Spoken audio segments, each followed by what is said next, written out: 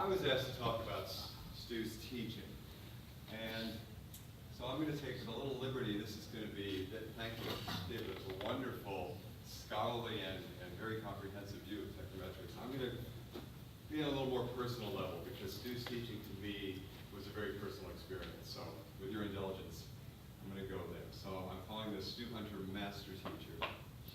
Can you all hear me if I just say here? Well, I invested a lot of money in this little device. Use this and we'll go here. So, I know many of you are looking at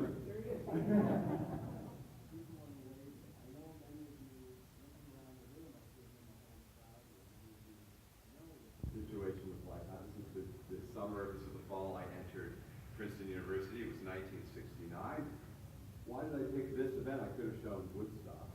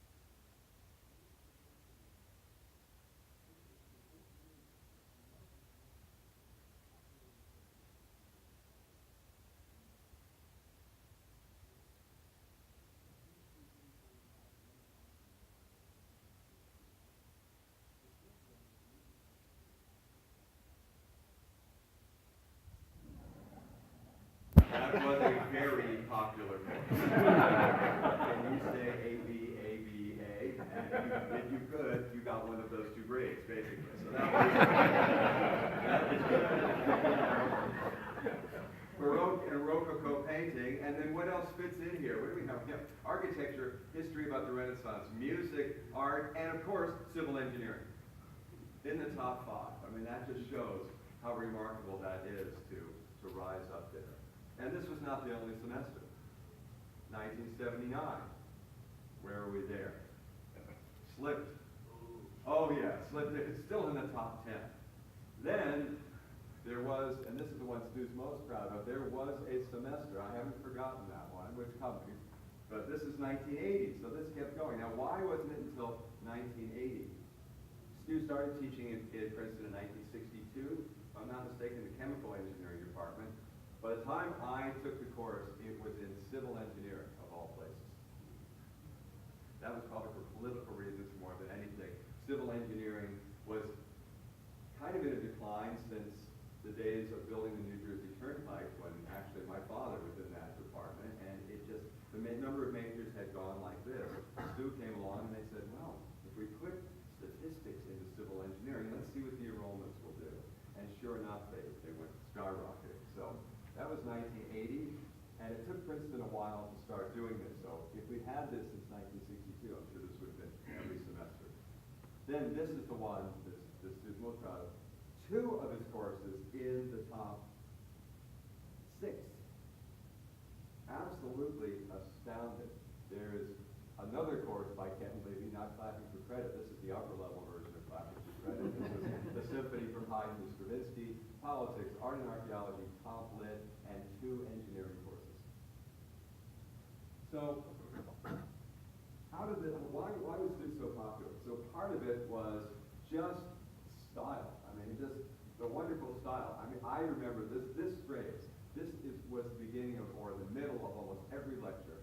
He would make this reel. He would say, a guy walks in, the door opens, and a guy walks in and says, Stu. A door opens first. I almost forgot. The door opens, and a guy walks in and says, Stu. And there was some data there. And then that would be the beginning of the story. And one of my favorite memories is a class of about 125 engineers. And Stu says, as usual, the door opens, and suddenly the door opens. And one of my fellow students jumps in a white lab coat with some data on a board and says, Stu. And Stu just, I've rarely seen him speechless, but it was a wonderful moment. And the point was, the guy wasn't worried. It wasn't scripted. He knew that if he just waited another 5 minutes, the door would open for him. So that was great. So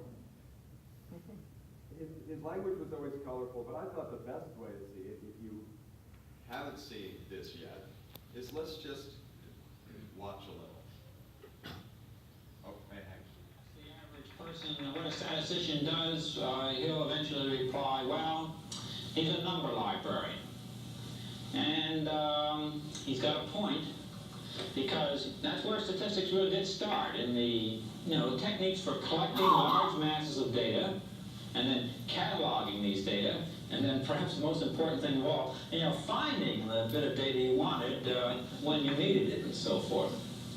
But gentlemen, that's not the kind of statistics that we are going to be talking about. We're going to be talking about the applications of statistics in a scientific environment. Here, this is usually the situation where the data are not, large in number. We don't have large masses of observations. We only have very few observations indeed. And we're anxious to talk about applications of statistics which are reasonable and valid in a research environment, or in a pilot plant, or semi-works plant, or even on the production floor. Now, consider a research environment. What is the objective?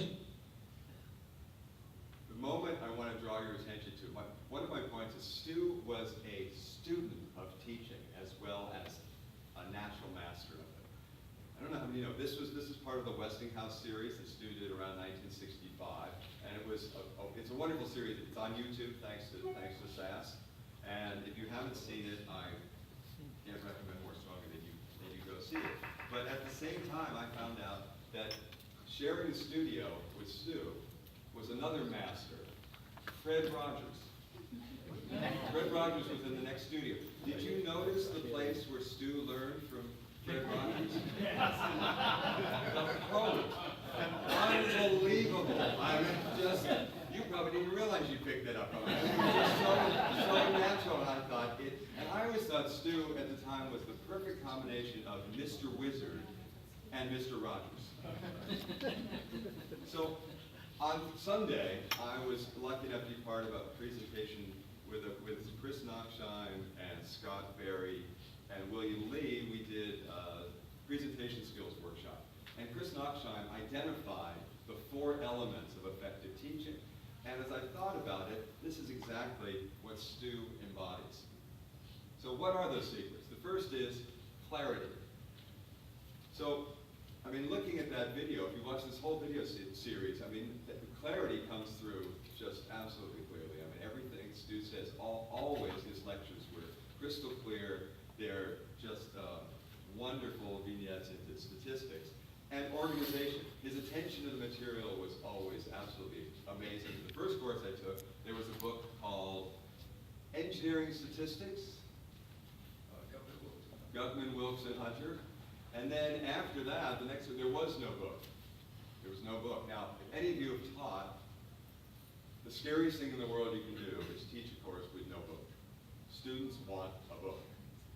The book wasn't ready yet. We got notes. We got mimeograph notes. We got all sorts of things put together. That later became Box Hunter and Hunter, if I'm not mistaken. We got all that material. Incredible attention to material. But these are only 2 of the elements. I think the place where Stu really shines is in the next 2. The next one, so it's clarity, organization, and rapport. So not only is there attention to the material, but there's attention to the student. Stu has the ability, I've seen this countless times, of making everybody feel that when he sees them as if they're his best friend that he hasn't seen for 30 years. It's just one of the things that's endearing. Now, I was an undergraduate at Princeton. Many of you know I have sort of a sordid history. I left the profession for a while and explored other avenues. Came back to the profession, and in 1985 I was at a conference, and I had gotten a job at the Wharton School, and I hadn't seen Stu since I graduated in '73.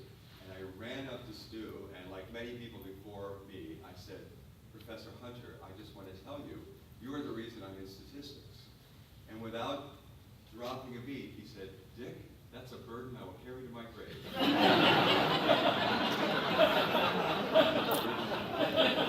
He's still carrying it. So the last one, actually, so Chris calls it core, clarity, organization, rapport, and enthusiasm. I'm gonna put passion. Maybe we're gonna spell core a slightly different way. So it's the passion that you see in everything that Stu did, and the humor that went with that. I mean, calling everybody an old scoundrel, calling everybody wonderful names all the time. It was just part of it. And his attention to the student, making everybody feel like they're the most special person in the world, is really right. So if you put these 4 things together, clarity, organization, rapport, and